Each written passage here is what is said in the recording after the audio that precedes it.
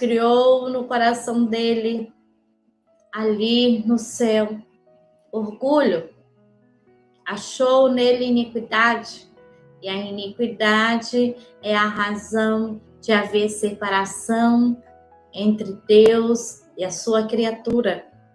Então não teve como ficar no mesmo espaço, teve que cair. O Senhor enviou o arcanjo Miguel para lutar contra Lúcifer e ele caiu nessa região aqui da terra, qual ele vive. A Bíblia fala que o mundo jaz no maligno.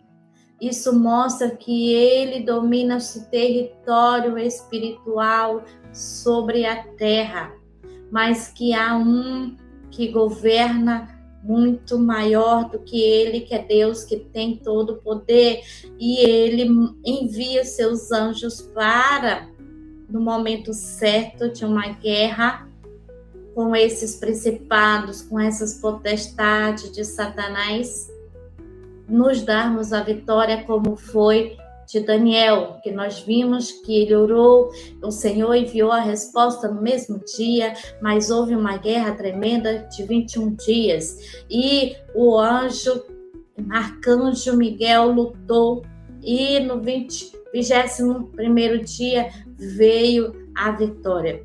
Então, essa live de hoje vai revelar para você o quê? Vai revelar a diferença bíblica entre o chamado e o propósito. E por que muitos se frustram espiritualmente. Então, se você quer saber, fique comigo até o final e não esquece de compartilhar essa live. Não esquece de compartilhar. Amém? Então, o problema hoje é que muitos estão confundindo o chamado com o propósito. O erro espiritual mais comum é achar que chamado é função. É uma função, é um cargo, é uma posição. E o propósito é o sucesso, é ser reconhecido. Não é nada disso chamado, não é nada disso o propósito. Deus chama para conforto, porque, veja bem, os dons espirituais que o Senhor nos concede não é para manipulação da mente humana, não é para exaltação, não é para vanglória, é para edificação do corpo de Cristo, que é a igreja. É para a edificação do povo de Deus. E muitos estão esquecendo disso.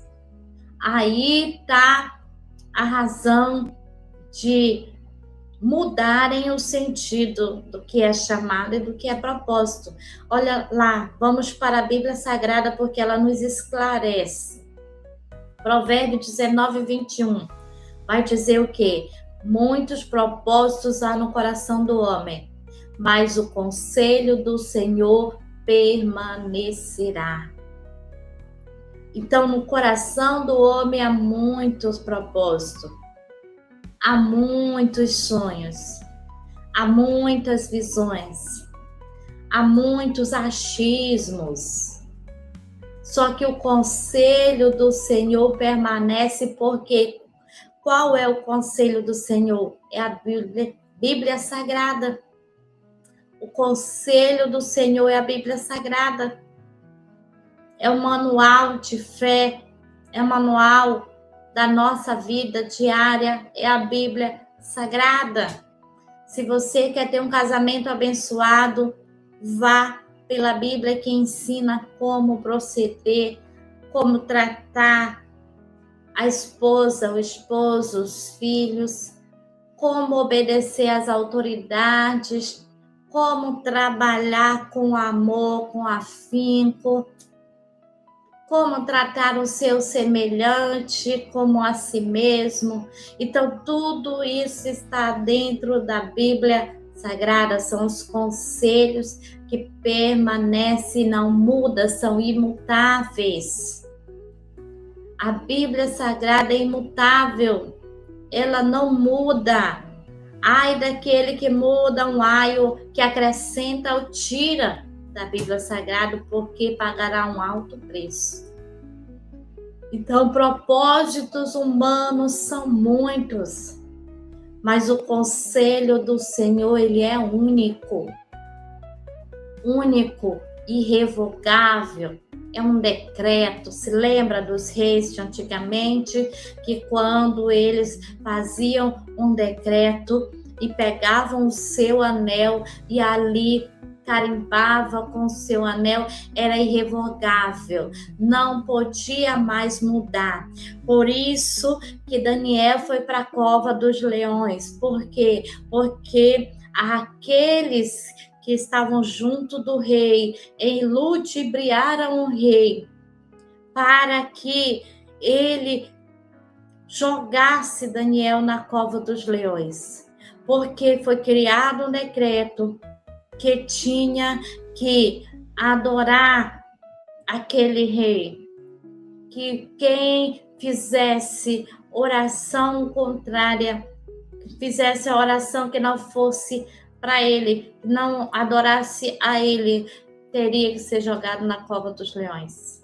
E Daniel costumava fazer as suas orações, como de costume, 3 vezes ao dia. E era um princípio de Daniel, e aqui já vai outra chave para você, que princípios são inegociáveis. Ele aprendeu, ele adquiriu isso, é um princípio bíblico, porque a palavra nos ensina, você tem que orar. A Bíblia não diz quantas vezes você tem que orar, diz alguns exemplos de homens que oraram bastante. Jesus orava bastante, pela madrugada, pelos montes. Jesus se afastava das pessoas para ter um momento de oração. Nós vemos que Moisés se afastava do povo e ia para o monte para orar, para falar com Deus. Então, na Bíblia tem exemplos de homens que oravam. Aqueles homens de guerra, Josué, ali, todas as vezes que ia para a batalha, ele tirava um período de oração, buscava o Senhor para saber qual a estratégia a ser tomada. E quando eles venciam, porque o Senhor tinha dado a direção para eles. E geralmente era pela madrugada. Mas não quer dizer que a oração seja somente esse horário. Não, Daniel, ele orava 3 vezes ao dia.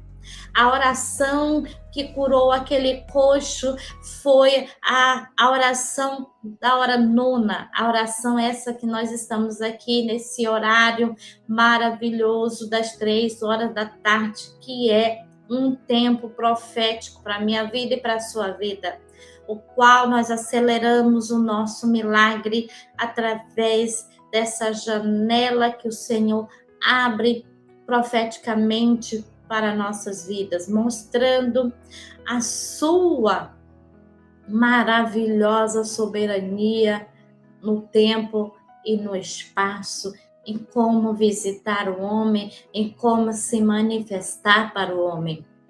Então, há vários momentos que você pode tirar.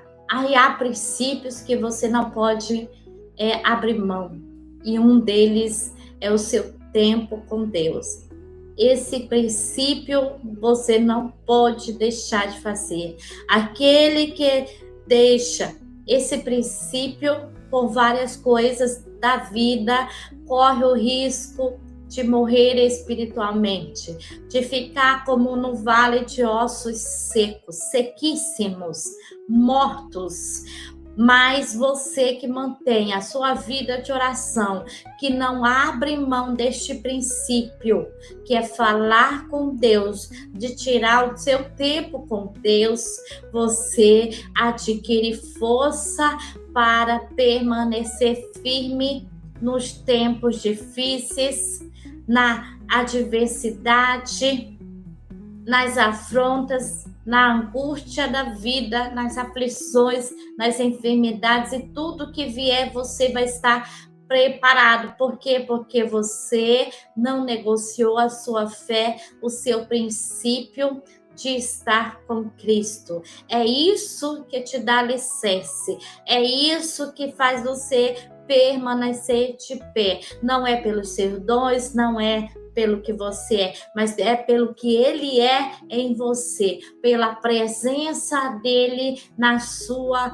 vida. Aquele povo de Israel, eles sempre venciam, porque quando eles iam, a Arca da Aliança ia na frente. A Arca da Aliança simbolizava a presença do Eterno.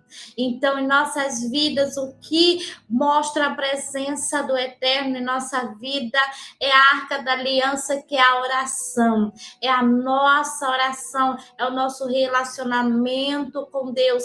E isso nós não podemos abrir mão. Então, é um princípio que não pode ser revogável. E se você abrir mão por alguma coisa, você começa a se esfriar. Outra coisa aqui que nós vamos aprender aqui é que nem todo propósito pessoal é chamado divino. Daniel nunca